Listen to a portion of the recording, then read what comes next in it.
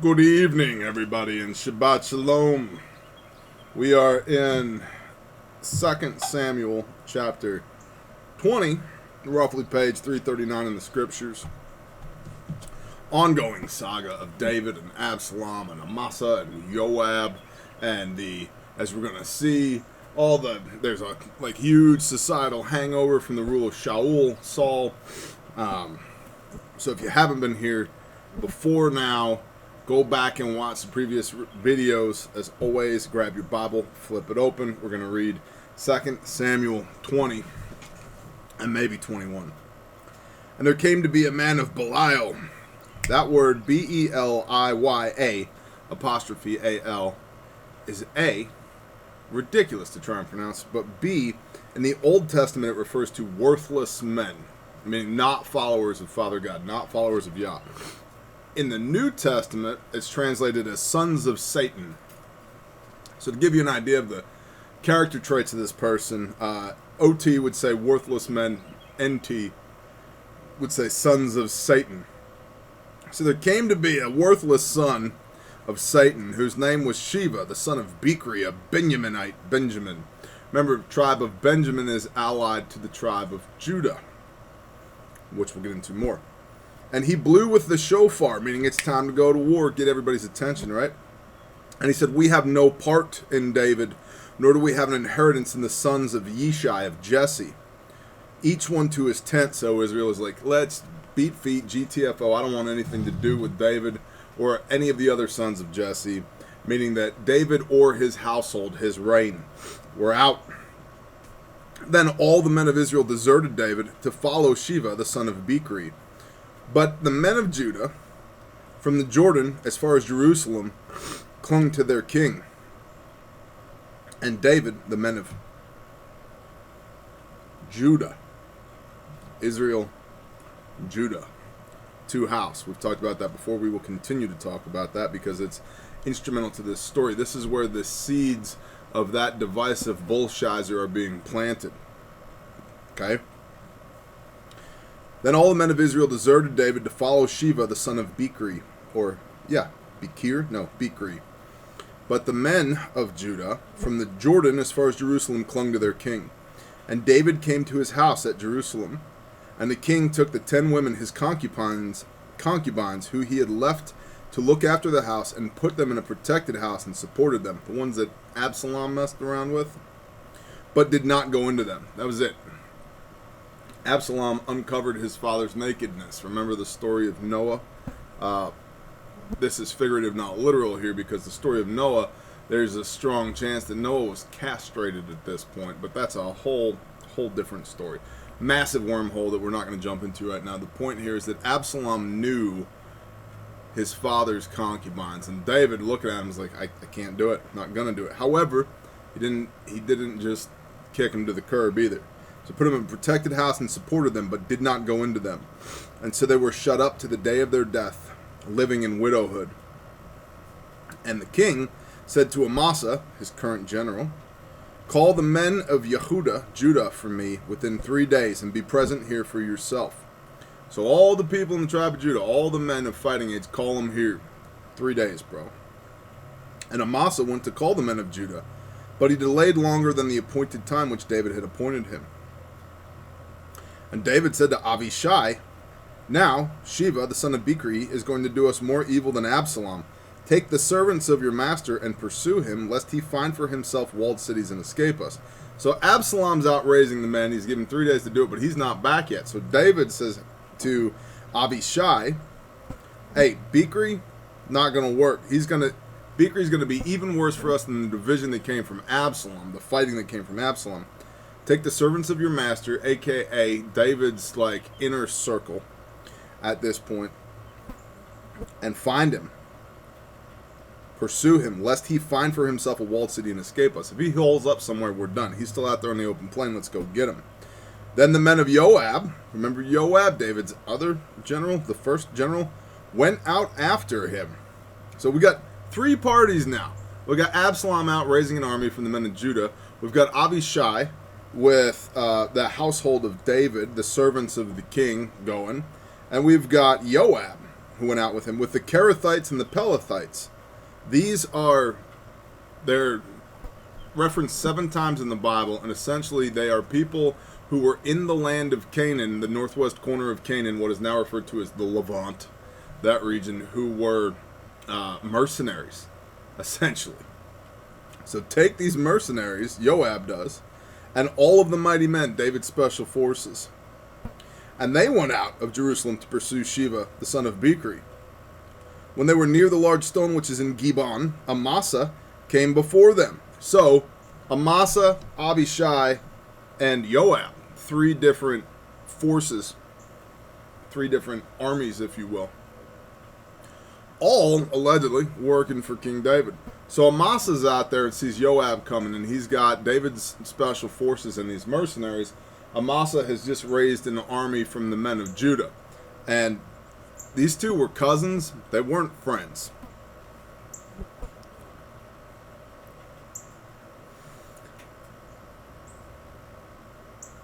When they were near the large stone which is in Gibeon, Amasa came near them, and Joab was dressed in battle armor, and on it was a girdle with a sword fastened in its sheath at his hips. And he went forward, and it fell out. So he goes to meet Amasa, and his sword falls out. And Joab said to Amasa, "Peace, my brother?" ? And Joab took Amasa by the beard with his right hand to kiss him on the cheek, or on the mouth, as was their custom, but no homo, just a sign of good peace. So basically, Joab is going up to Amasa unarmed, right? His sword's on the ground. He's like, "Peace, my brother?" And Amasa lets him in, and he grabs a hold of him. But Amasa was not on guard against the sword in Joab's hand. He had this translation says sword. Other translations say knife or dagger. He had a smaller blade. And he struck him with it in the stomach, and his inward parts poured out on the ground. And he did not strike him again, and he died. Think about that. So he gutted him, and he lays on the ground, just rips him from stem to stern, right? And he didn't strike him again. Didn't put him out of his misery. He let him lay there and bleed out, and he died.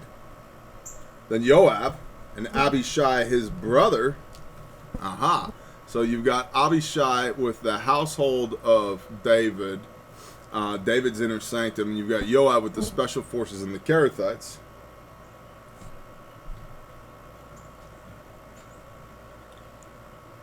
Then Joab and Abishai, his brother, pursued Sheba, the son of Bichri. And a man, one of Joab's men, stood beside him and said, "Whoever is well pleased with Joab, and whoever is for David, let him follow Joab." And Amasa was rolling in his blood in the middle of the highway. And the man saw that all the people stood still. So he moved Amasa from the highway to the field and threw a garment over him. When he saw that everyone who came upon him halted. When he was removed from the highway, all the men passed on after Joab to pursue Sheba, son of Bichri. So all the men here, Amasa's rolling around in the middle of the road, right? His guts are laying out, he's covered in blood. This guy with Joab is like, "Hey, whoever's for the house of David, follow us." And all this army that had just been raised from the men of Judah, I realize it's convoluted, y'all, but this is why we talk these things through. This army that had been raised by Amasa of the men of Judah is now without a leader. Their leader, the guy that just recruited him, is rolling around in the middle of the street with his guts hanging out. Joab's standing there with a knife in his hand. Abishai, his brother, comes over. He's got men of David's own household with him. Joab has David's special forces and this army of mercenaries. And Joab's right-hand man says, "Hey, if you're for King David, if you're with us, let's go." And they do. But he has to roll Amasa out of the way into a field so that the people will continue marching, because they're stuck, they're halted, looking at the dying Amasa. Sorry, it is hot out here, and if I'm rushing, it's because it's I think it's 9,000 degrees out here, honestly. Yeah.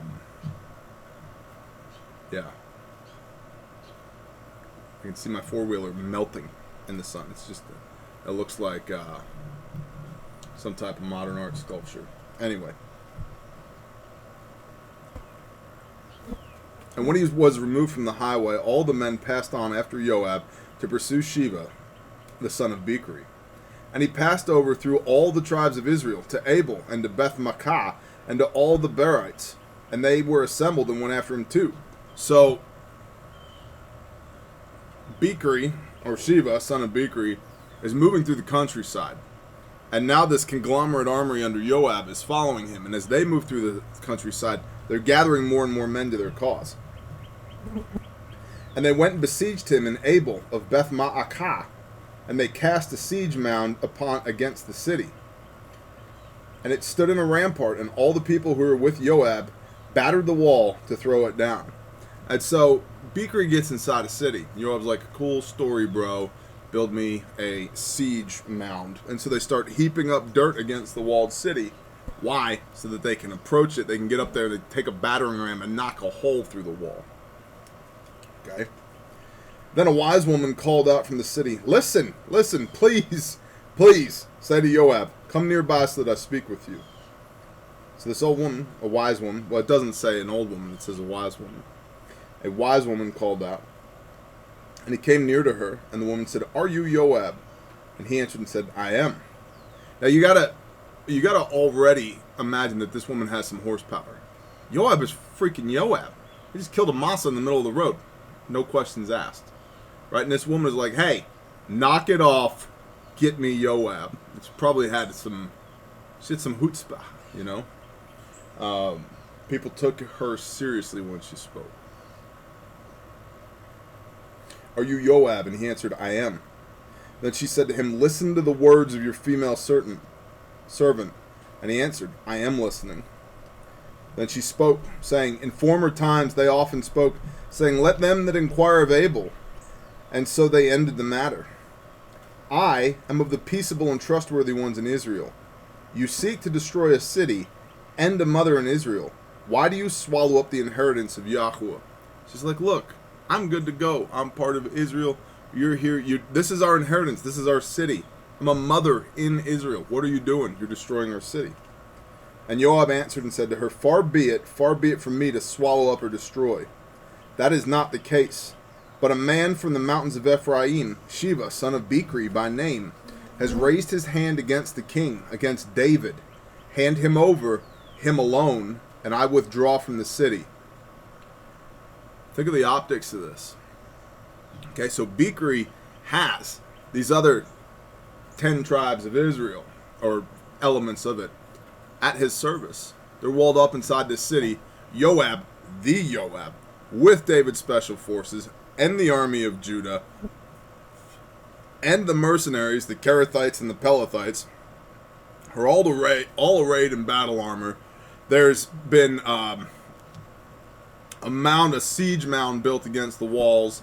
Joab and his army is beating on the wall with a battering ram, and you're just some farmer that had just been raised from the field to go to war, right? And you're following this guy, some dude named Sheba, son of Bichri, and you're like, WTF, bro? And Joab says, give me the leader and the leader alone, and I spare your city and everything that's inside of it, including you, poor farmer from nowhere, the tribe of Gad, or whatever, right?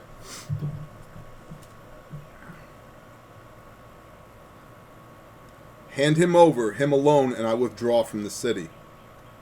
And the woman said to Joab, look, his head is going to be thrown to you over the wall. She goes, I got this. So the woman in her wisdom went to all the people, and they cut off the head of Sheba, son of Bichri, and threw it out to Joab. Then he blew the shofar, and they dispersed from the city, each one to his tent. That was the end of it. Shut it down. This woman rallied the people of her city. They're like, man, this dude Bichri gotta go. She tossed his head over the wall. Joab's like, good enough. That's our guy. Hey, boys, pack it up. Everybody go home. And Joab returned to the king at Jerusalem. Now Joab was over all the army of Israel, and Benaiah, son of Jehoiada, was over the Kerethites and the Pelethites. Benaiah those, the Kerethites and the Pelethites, those are the mercenaries, right? And Adoram was over the compulsory labor. Basically, he ran the slave labor. And Jehoshaphat, son of Ahilud, was recorder, scribe, or not, recorder. You know, honestly, I don't know the difference between recorder and scribe, because Shua was scribe, and Sadak and Abiathar were the priests, and Ira, the Yairite, that word Yairite, was priest to David. So that's how things settled down once David returned to Jerusalem. There was this fighting with Absalom after, and a lot of people supported Absalom, including, you know, clearly Sheba, son of Bichri, and the 10 out of 12 tribes of Israel. Well, they weren't having it. Joab put it down, put the insurrection down. They returned back to Jerusalem. David sets his court in order. You're over this, you're over this, you're over this, you're over this. And there was a scarcity of food in the land. Chapter 21. There was a scarcity of food in the days of David for 3 years, year after year. Ongoing famine for 3 years. And David sought the face of Yahweh, God. And Yahweh answered, because of Saul, and his bloodthirsty house, because he killed the Gibeonites. The king therefore called the Gibeonites and spoke to them. So David's like, what is going on? And Yah says, you've got this outstanding issue with the Gibeonites. Shaul was raising hell with the Gibeonites. You need to go fix that. The king therefore called the Gibeonites and spoke to them. Now the Gibeonites were not of the children of Israel, but of the remnant of the Amorites. And the children of Israel had sworn protection to them. But Shaul had sought to strike them in his ardor for the children of Israel and for Judah. The Amorites. Remember our dude, Og of Bashan, who was of the Rephaim, that Joshua, before he even gets into the promised land, Sihon was one of the giant kings, and Og of Bashan was the other, that they slayed before they even got into Canaan, the promised land. If we go to Genesis 10, verse 16.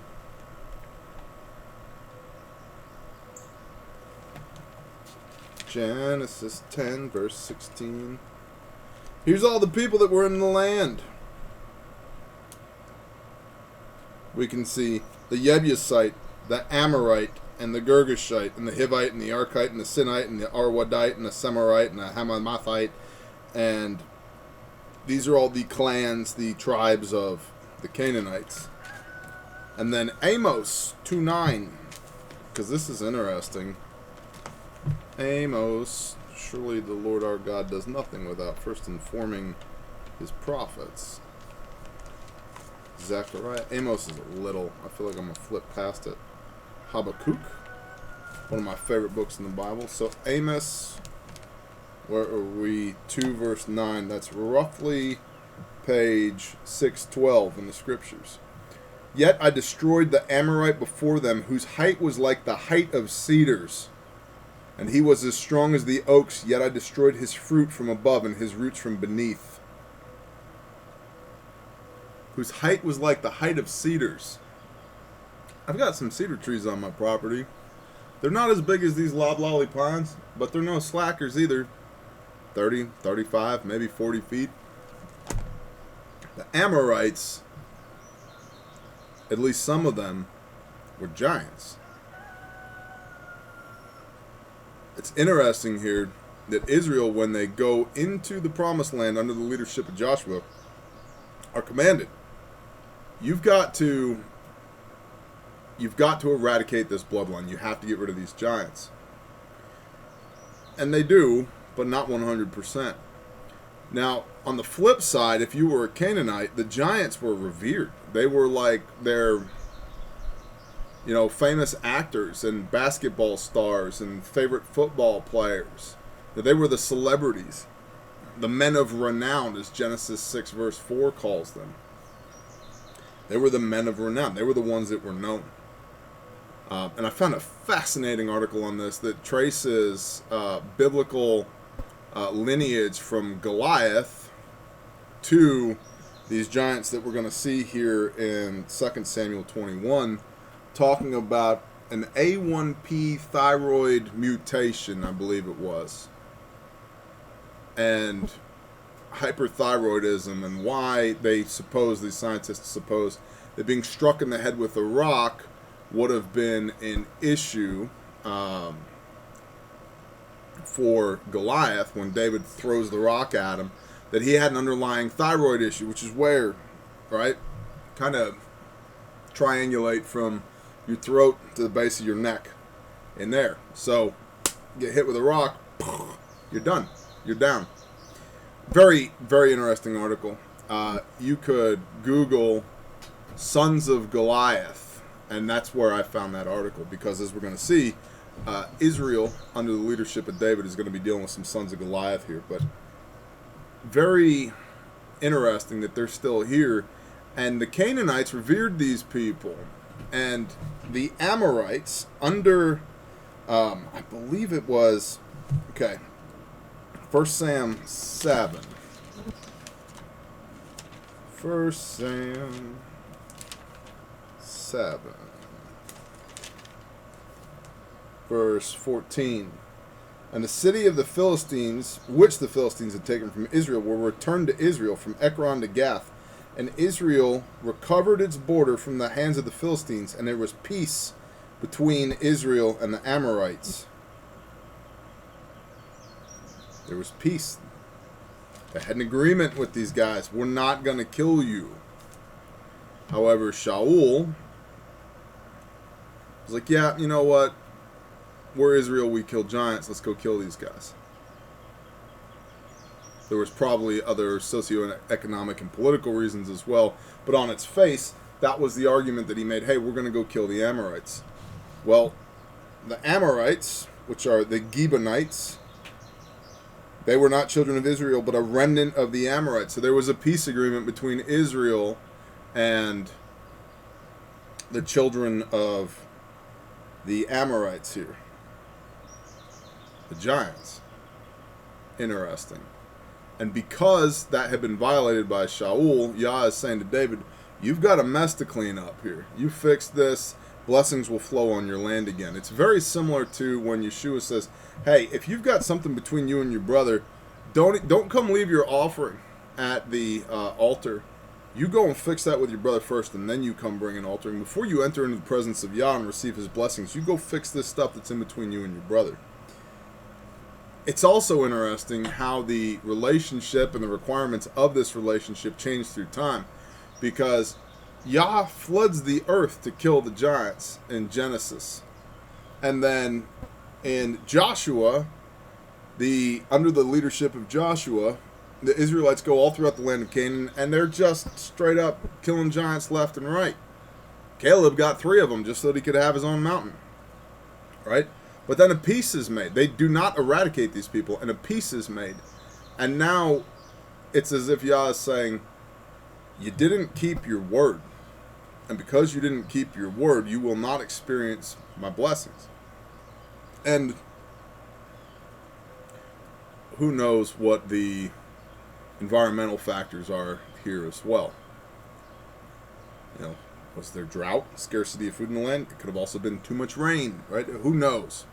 Climate change. But when David spoke to Yah, forget all the environmentals, forget all of the socioeconomic, political stuff, forget all of that. Yah said, you need to go make it right with these people. It's interesting here how the sins of Shaul are passing into the house of David, because Shaul made a mess that David has to clean up. David is now running the organization, Israel, that Shaul was running before David was the head guy. And so Yah says, go fix that, and then come talk to me about rain. It's interesting. We want rain. I realize I'm a sidebar here, but we want rain. We want provision, protection, blessing. We want whatever it is that we want. Dear God, if you would please. And David beseeches Yah. He's like, what do I got to do? It's got to rain. My people are dying. It's 3 years without, we've gone without food. What does Yah say? you need to go fix your relationship with the Amorites. David's probably like, what the hell? Amorites? Who cares? Go fix your relationship with the Amorites. What does that have to do with famine? Go fix your relationship with the Amorites. Then come talk to me. Right? We want these big things from Yah. And he's like, yeah, but how's your relationship with your neighbor? Have you kept your word lately? Are you embedded in an organization that's out of line and not fixing it? I mean, look at the turmoil in the house of David and in Jerusalem and in Israel. Right? David is revered in Judaism, right? He's King David. I mean, he's obviously an incredibly important figure in the Bible. But look at the turmoil. Like, these are not great times for Israel. We've got insurrection, revolution, multiple kings, no kings, famine. Yah's withdrawn his hand from the land. Like, these are not great times for Israel. And David falls on his face and says, Father, you got to help me. Does food show up? No. Yah says, go fix your relationship with your neighbor. It makes me mindful of, what am I missing? When I ask for the big things, am I being obedient in the little things? Am I listening and doing what he tells me to do in the little things?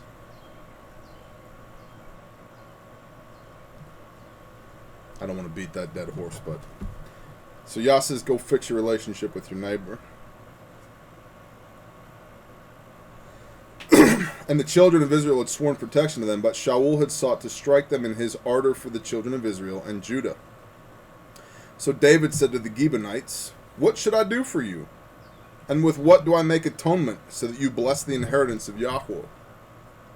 And the Gibeonites said to him, it is of no matter of silver or gold between us and Shaul or his house, neither is it for us to be put to death, or to put to death any man in Israel. They're like, we don't want to go to war. You don't need to pay us anything. And he said, whatever you say, I do for you. And they said to the king, the man who consumed us and plotted against us, that we should be destroyed from the remaining in all the border of Israel, Shaul, let 7 of his sons be given to us, and we shall hang them before Yahweh in Giva of Shaul, whom Yahweh chose.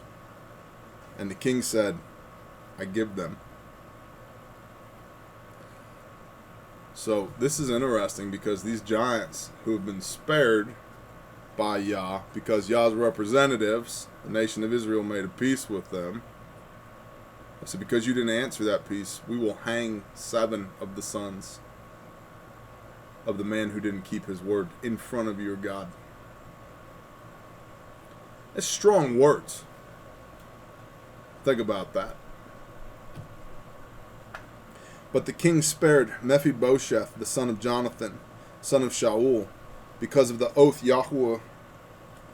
Yahweh that was between them, between David and Jonathan, son of Shaul. And the sovereign took the sons of Ritzpah, the daughter of Aiah, whom she bore to Shaul, Armani, and the other, Mephibosheth, and the 5 sons of Michal and the daughters of Shaul, whom she brought up from Adriel, the son of Barzillai, the Maholothite, and gave them into the hands of the Gibeonites, and they hanged them on the hill before Yahweh. So the 7 fell together, and were put to death in the days of the harvest, in the first days in the beginning of the barley harvest, spring. And Ritzpah, the daughter of Aiah, took sackcloth and spread it for herself on the rock, from the beginning of the harvest until the late rains poured on them from the heavens. And she did not allow the birds of the heavens to rest on them by day, nor the beasts of the field by night. So this woman in mourning, Ritzpah, won't let anybody touch these remains. She's in deep mourning. And David was informed what Ritzpah, the daughter of Aiah, the concubine of Shaul, had done. And David, think about it. Your house just got wiped out. Yeah, of course you're in deep mourning. The king just handed 7 of your people over to some giants that you broke a covenant with. Not you directly, But a covenant was broken with, and to make it right, they hung 7 of them and then laid their bodies out in a field. This woman's heartbroken. And David went and took the bones of Shaul and the bones of Jonathan, his son, from the men of Yavesh Gilead, who had stolen them from the street of Beth-shan, where the Philistines had hung them up, after the Philistines had struck down Shaul in Gilboa. And he brought up the bones of Shaul and the bones of Jonathan his son from there, and they gathered the bones of those who had been hanged, and buried the bones of Shaul and of Jonathan his son in the land of Benjamin, in Selah, in the burial site of Kish his father, and did all that the king commanded. So David's like, yeah, this is a mess. So how does he make it right to Ritzpah? He goes to Yavesh Gilead, the Philistine stronghold, and gets the body of Shaul and Jonathan back. And then he takes them and these other 7 that were hung up by these giants that Ritzpah is mourning over, and he buries them with dignity, all that the king had commanded, at the burial site of Shaul's father. So they're all reunited again.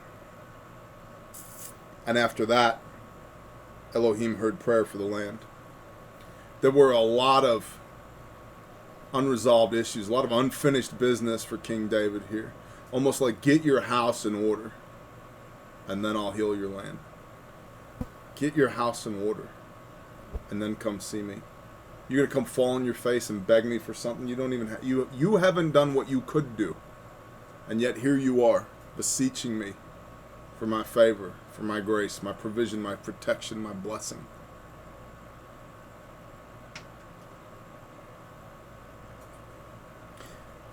And the Philistines were again fighting against Israel.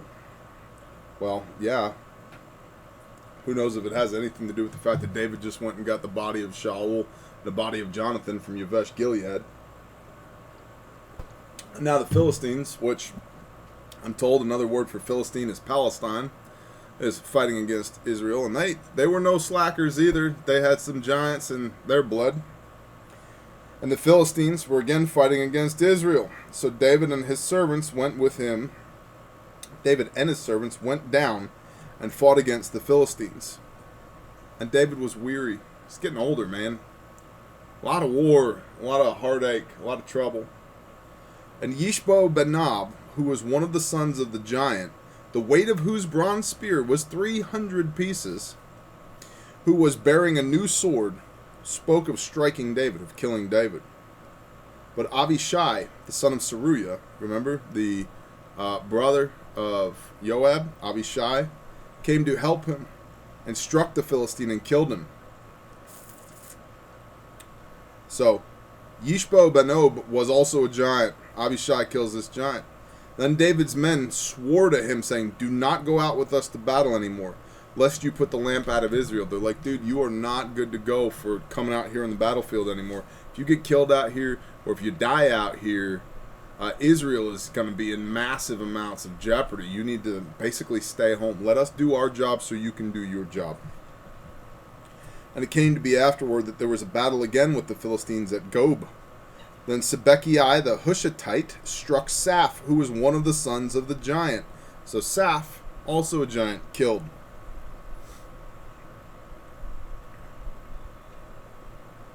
And there was a battle with the Philistines again at Gob, where Elhanan, the son of Yari Oregaim, the Bethlehemite, struck Goliath the Gittite. What?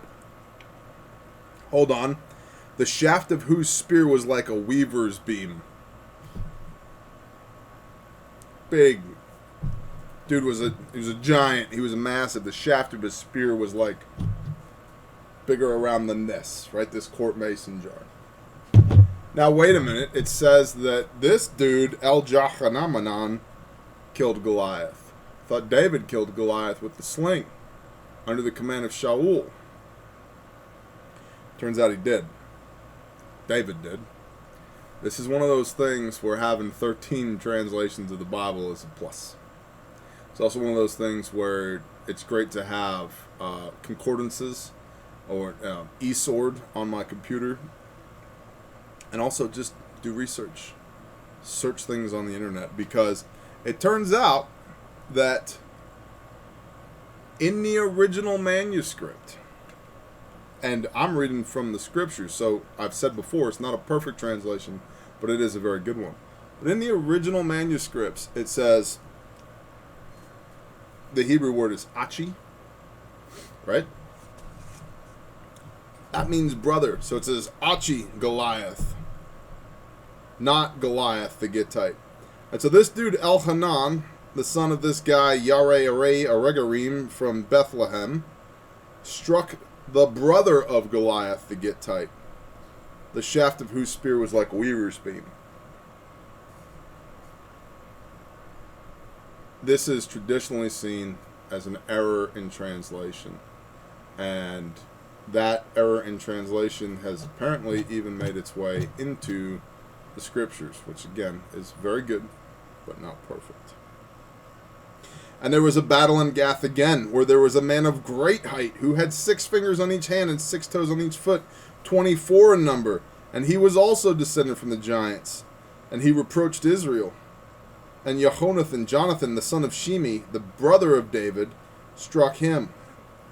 These 4 were born to the giant in Gath. These were the 4 sons of Goliath. And they fell by the hand of David and by the hands of his servants. The end. Well, the end for today. Handle your business. Handle your... Israel's still killing giants in the promised land. You want to come talk to me about why you don't have provision, protection, blessing? You still haven't done what I told you to do. What unresolved business do you have? Why won't you listen? Let your yes be yes and your no be no. That's Torah. And even if you inherited a mess from somebody else, you are the guy or the girl now that responsibility falls to. That's your job. That's for you to fix. Bless y'all. Shalom.